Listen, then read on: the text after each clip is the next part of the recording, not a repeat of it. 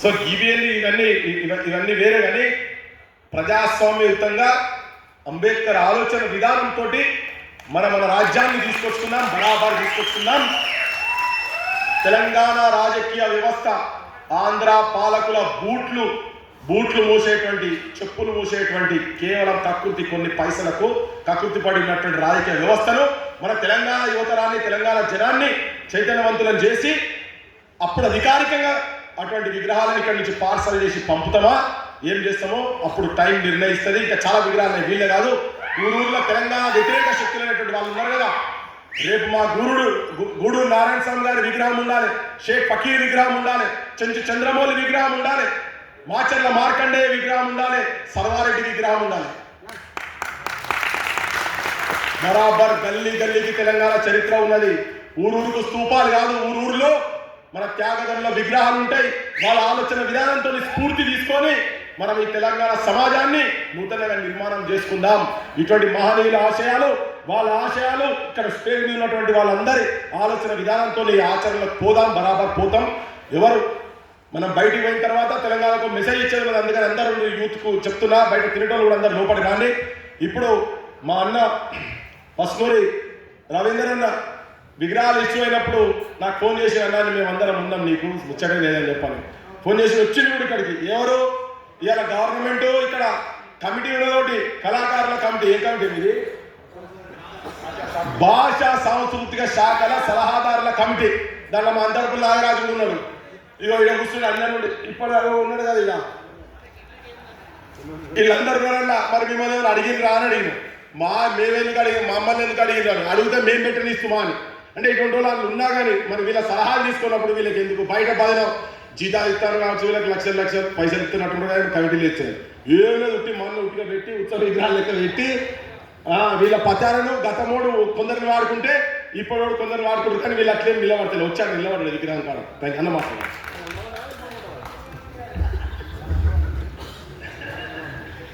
జై తెలంగాణ, జై ముచ్చర్ల సత్యనారాయణ, జోహార్ ముచ్చర్ల సత్యనారాయణ. తెలంగాణలో అన్యాయాన్ని ఎదిరించడానికి 1,00,000 మంది ఉంటే ఆ 1,00,000 మందిలో అతడు ఉంటాడు.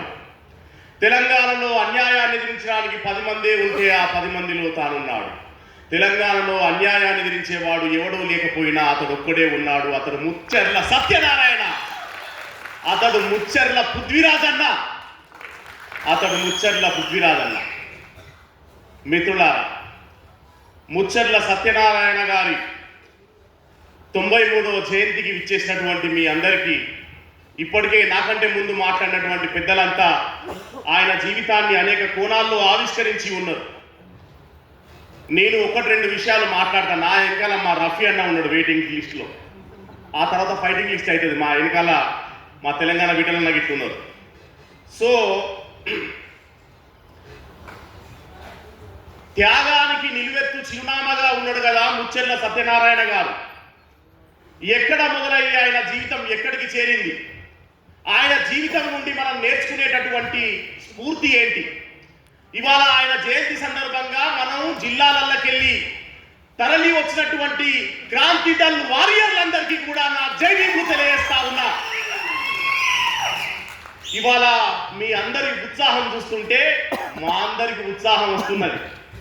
వాస్తవానికి జయశంకర్ గారు ఒక మాట చెప్పిండు, నడుస్తున్న ఉద్యమం వల్ల అందరూ ప్రభావితమవుతారు, నడుస్తున్న ఉద్యమం వల్ల అందరూ ప్రభావితమవుతారు, కానీ నడుస్తున్న ఉద్యమాన్ని కొందరే ప్రభావితం చేస్తారు అనేటటువంటి మాట ఆయనకు వచ్చిండు.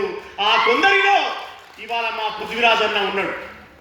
మరి ఈ నేల మీద పోరాటం అనేది ఒక వారసత్వంగా వస్తున్నది. ఆయన ఒక కళాకారునిగా, ఒక కవిగా మొదలై నాటకాలేసి ప్రజల్ని ఎంటర్టైన్ చేసి ప్రజల్ని ఆలోచింపజేసినటువంటి ఒక నాటక కళాకారునికి ప్రజాసేవ ఎట్లా అబ్బింది, ఎట్లా ఆయన ప్రజల వైపు నిలబడ్డాడు అనేటటువంటి విషయం చూస్తే నాకు ఈ పుస్తకం చదివినప్పుడు చాలా ఆశ్చర్యకరమైనటువంటి విషయాలు తెలిసినాయి. అంటే తెలంగాణలో ఒక సాధు జీవన సంస్కృతి ఉంటుంది. మా ప్రొఫెసర్ ఇక్కడ జయదీప్ తిరుమలరావు సార్ ఉన్నారు. ఆయన చూస్తే అంత పెద్ద పరిశోధకుడు ఒక సాధువులాగా, ఒక ఎలాంటి ఆవేశం లేకుండా, ఎలాంటి కోరికలు లేకుండా ప్రజల కోసం జీవించేటటువంటి మట్టి మనుషుల గడ్డ మన తెలంగాణ. ఈ గడ్డ మీద ఎక్కడ పిడికెడు మట్టి తీసుకున్నా ఆ మట్టి వీరుల కథల్ని చెప్తుంది. అట్లాంటి వీరుల గడ్డ మన తెలంగాణ. మరి ఈ వీరుల గడ్డ మీద ముచ్చర్ల సత్యనారాయణ గారి చరిత్రని కనుక చూస్తే మనకు చాలా ఆశ్చర్యంగా, ఆయన ఒక అసెంబ్లీలో పాటగాడిగా అడుగు పెట్టడం అనేది చాలా ఆశ్చర్యకరమైన విషయం. ఇప్పుడు ఇవాళ చాలా మంది కళాకారులు ఎమ్మెల్సీగా ఎమ్మెల్యేగా పోతే మీరే మొదటిన్నామని అనుకుంటున్నారు. కానీ కాదు కాదు, ప్రజల కోసం గొంతెత్తి సంజీవరెడ్డి మామ అని పాట పాడినటువంటి, ఈ తొవ్వ వేసినటువంటి పెద్ద మనిషి మనకు ముచ్చర్ల సత్యనారాయణ గారు ఉన్నారు అనేటటువంటి విషయాన్ని మనం ఇక్కడ గుర్తుపెట్టుకోవాలి. అయితే ఆయన పదవుల కోసం ఎప్పుడు ఆపచన పడ్డోడు కాదు. ఆయన దళిత బహుజనుల కోసం నిలబడ్డటువంటి వ్యక్తిగా ఈ పుస్తకం చదివినప్పుడు నాకు అనిపించింది. ముచ్చర్ల సత్యనారాయణ గారు ఎమ్మెల్యే కాకముందు, మినిస్టర్ కాకముందు ఒక సర్పంచ్గా ఉన్నాడు అని ఇప్పటిదాకా పెద్దలు చెప్పింది కదా. ఆ సర్పంచ్గా ఉన్నప్పుడు ఆయన చేసిన పని ఏందయ్యా అంటే, ఒకరోజు గవర్నమెంట్ స్కూల్ పోయిందట. చూద్దాం ఎట్లా చెప్తాడు పంతులు చదవని. పోతే ఆ క్లాస్ రూమ్ లో ఇద్దరు పిల్లల్ని దూరంగా కూర్చోబెట్టినట. అందరినీ ఒక దగ్గర కూర్చోబెట్టి ఇద్దరు పిల్లల్ని క్లాస్ రూమ్ లో మూలకు కూర్చోబెట్టినట్టు ఇద్దరిని. పంతులు గారు, అయ్యా సారు ఎందుకు వాళ్ళని దూరం కూర్చోబెట్టిళ్ళు అంటే, సార్ వాళ్ళు అంటరానోళ్ళని ఈ ఊళ్ళో ఉన్నోళ్ళు వాళ్ళని దూరం కూర్చోబెట్టమన్నారు, అందుకే నేను కూర్చోబెట్టినా అన్నారట ఆ పంతులు. సత్యనారాయణ గారు నిజంగా ఒక అప్పర్ కాస్ట్ అయినా అయ్యుంటే ఆయన నాకు సంబంధం లేదనుకుని సరతి అనుకుంటాడు. కానీ సత్యనారాయణ గారు ఒక బహుజన బిడ్డగా ఏం చేసిందంటే, వాళ్ళని తీసుకొచ్చి ముందు అందరితో కలిపి కూర్చోబెట్టుకునేటటువంటి ఒక మాట అనిపించింది. కాబట్టి మనకు సత్యనారాయణ బాబులో ఏం కనబడుతుంది అయ్యా అంటే, ఆయనలో ఒక బహుజన ఫిలాసఫీ కనబడుతుంది. ఆయనకి ఈ దేశంలో సంపద సృష్టికర్తలు ఎవరు, ఈ దేశంలో అధికారం ఎవరి చేతిలో ఉంది అనేటటువంటి విషయం తెలుసు. అందుకే ఆయన ఈ సంజీవరెడ్డి మామ పాట రాయక ముందే అంటరాని వాళ్ళ గురించి, అంటే ఒక తిప్పలా అనకుంటే ఒక తిప్పలా అని చెప్పి ఒక పాట రాసి దళితుల కోసం ఆయన ఏమన్నాడయ్యా ఆ పాటలో అంటే, నా పెంట మీద కోడి పెట్ట నీ వంటకేమో ఇష్టమాయే, నేనంటే మాత్రం అంటవాయే ముట్టవాయే ఏంది దొరా అనేటటువంటి మాట అనుకొచ్చాడు. అంటే మనకు దొరని ప్రశ్నించిండు అంటే గూఢాంజన్న గుర్తొస్తాడు. దొర ఏందిరో, దొర పెత్తనం ఏందిరో అన్నటువంటి గూఢాంజన్న గుర్తొస్తాడు. అంతకంటే ముందు ఈ దొరల ఆధిపత్యాన్ని ప్రశ్నించిన వాడు మన ముచ్చర్ల సత్యనారాయణ బాబు. అట్లాంటి ముచ్చర్ల సత్యనారాయణ బాబుకి బహుజన వాదం మీద ఒక అచంచలమైనటువంటి విశ్వాసం ఉన్నది. అంటే రాజకీయాల్ని అర్థం చేసుకోవడానికి ఈ దేశంలో ఎవరికి అధికారం ఉన్నది, ఎవరు పాలితులుగా ఉన్నారు అనేటటువంటి విషయం పట్ల ఆయనకి ఒక రాజకీయ స్పష్టత ఉన్నది. ఆ స్పష్టత నుండే ప్రశ్నించేటటువంటి ఒక పని చేసిండు. ఆ ప్రశ్న ఏందయ్యా అంటే, కులం కులం కులమురా, కులమే నీ బలమురా, రాజకీయ పార్టీలు అగ్రకులాల అంటరా, సంఖ్యలేని అగ్రకులపు రంగులాటల పార్టీలు, మీదికేమో పార్టీరా, వారికేమో కులంరా, మనకేమో పార్టీరా, పార్టీ అనే పంజరంలో క్రమశిక్షణ పేరు మీద మనల బందీ చేసిరా.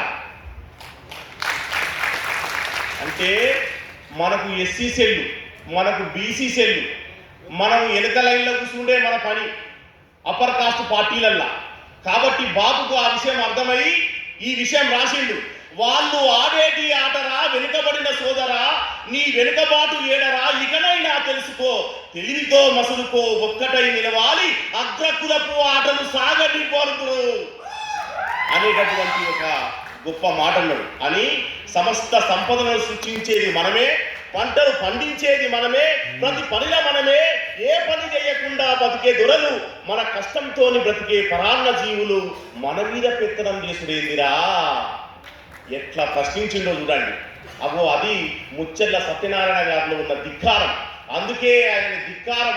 మా చందు సార్ ఒకసారి గట్టిగా సపోర్ట్ కొట్టండి. చందు సార్ ఈ పుస్తకం రాసినందుకు మా అభిమాన రచయిత, మాలాంటి యువ రచయితలందరికీ చాలా ఇన్స్పిరేషన్, స్ఫూర్తి అయినటువంటి పి చందు గారు నిజంగా ధిక్కార కిరటాన్ని మళ్ళొకసారి బతికించేటటువంటి పని చేసిండు.